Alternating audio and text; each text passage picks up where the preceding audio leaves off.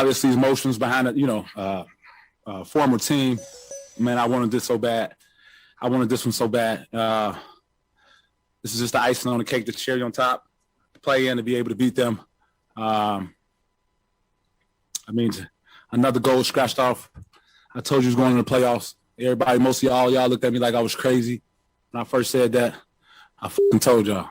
He wanted to win bad. This is like winning the NBA championship for Pat Bev. He really wanted this one. But salute to him, man. Congratulations. Now go to the playoffs. What's good, guys? Prince Sports here. And I can't believe I'm doing this. It's kind of rare. I'm making the video on a role player. But you know what? It's called for, because it's not about being a superstar, all-star, or role player. It's just about hard work and dedication. And, man, just listen to what Pat Bev did. What did you say to your old teammates at the end there when you were standing in front of the bench? Take their ass home. Long flight to LA, take your ass home. You know, it's deeper that for me. You understand? I gave my blood and sweat and tears to that organization. You guys know the story, especially you. Blood, sweat, and tears to just be written off like that. You know, he's injury prone. He's old, this, that. To be able to come here, play them in a play-in, beat their ass. No other feeling, man. No other feeling. You see that, man? That's heart and determination. And I felt that. You know, if it ain't real on the mic, I can't feel it. I felt that man's soul. I felt that man's pain. And you know what? Look at that. You see that? Warrior. All right? Tattooed on the arm. You know why I got that tattooed on my arm? Because it's a representation of what I've been through in life. And, you know, the hardships that it comes along with being from a neighborhood like Queensbridge. You know, I'm very proud to be from a neighborhood like that, but at the same time, it was not easy. And I remember people telling me, hey, man, you're going to end up just like your pops, dead or in jail. Because a lot of people were doing negative things in that neighborhood. You know, it was a way of survival. And how people just push you to the side and doubt you and say, hey, you know what? You ain't going to make it.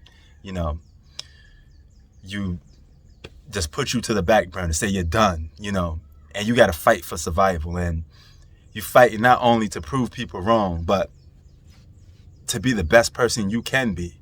And that's what Pat Bev is. He's not an all-star player. He's not a superstar, but he fights hard. He plays hard every single game, and he gets all up in your mug. You see the look on his face. He's crying and everything like that because you saw what he said in the clip, what the Clippers organization said about him. You're done. You're injury prone. You're used goods. I keep telling people, we are not machines. We are humans. Okay? We are not data machines. It's not about chasing stats, stat padding.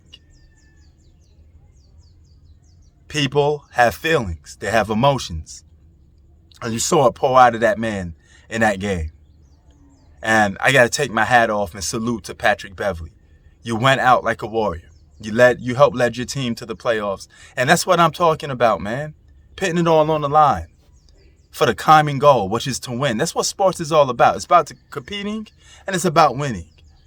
And that's why I love sports so much, because you know what? It saved my life to a certain extent. Because if it wasn't for sports, I probably would be some of those things those people said I would have been. Coming up in that neighborhood that I came up in. Life was hard. And you take it with that survival of the fittest attitude. Beat they motherfucking ass. Fuck out of here.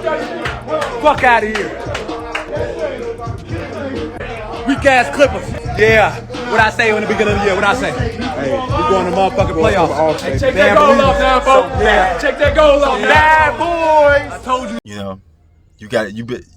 We come from a neighborhood where kids are forced to be men at an early age. You got some kids as old as 13 years old walking around with them things. All right? And that's going on right now in that neighborhood. Violence went up. And on another note from that, it's just goes to show you that you don't take nothing for granted, man. You got to be humble and appreciate things that you get in life. This is why I don't like certain players and how they go about, behaving. I never told you this, guys, but two of my favorite basketball players of all time is by far Ron Artest and Kevin Garnett, because I like their passion, their intensity that they bring to the game of basketball. These guys played every game like it was their last. They was fighting for survival. And that's what I love about them. A lot of people don't know that. You think I like all these mega superstars and this and that because I'm talking about them. No, I talk about them because they're the ones that makes the headlines most of the time. But it's the little guy, that I appreciate the most. And Pat Bev, salute to you, my G. I would love to have a guy like that in my corner any day of the week. Fighting side by side with me, man, because the guy is a warrior. And you know what? He's a real one. He's a quote unquote shooter. Like how we say from my neighborhood, man.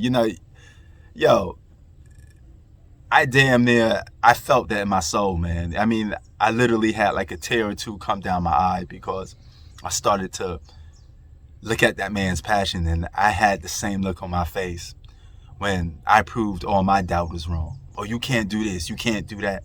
And, yeah.